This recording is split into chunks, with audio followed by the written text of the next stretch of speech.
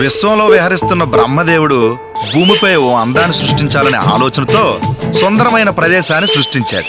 దాన్ని చూసి నేను సాధించాను అని ఆనందపడుతూనే బుర్రలో మరో ఆలోచన వచ్చి నా సృష్టిని వర్ణించే తెలివైన మనిషి ఉంటే బాగుంటదని వెంటనే ఓ మగాడిని సృష్టించాడు.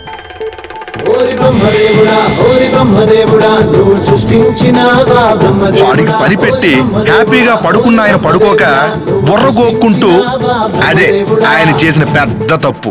మరో అందాన్ని సృష్టిస్తున్నానని తెగ మురిసిపోతూ బొమ్మ గీసిన మన సృష్టికర్తకి మెల్లిగా అర్థమైంది తను సృష్టించింది అందాన్ని కాదు ఆడదాన్ని అని.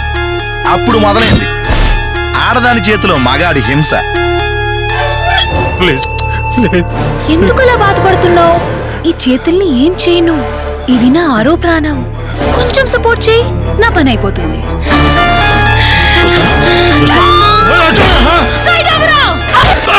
మగాడు పడే వేదన, ఆడదాని చేతిలో నలిగిపోయే ఆ జీవితం ఎలా ఉంటుందో చారుసీలా చూడండి, మీకే అర్థమవుతుంది.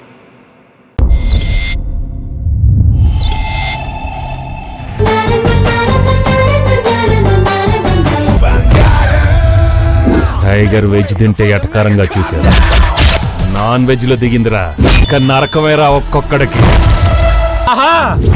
బొబ్బిల్ రాజా ఇస్ బ్యాక్.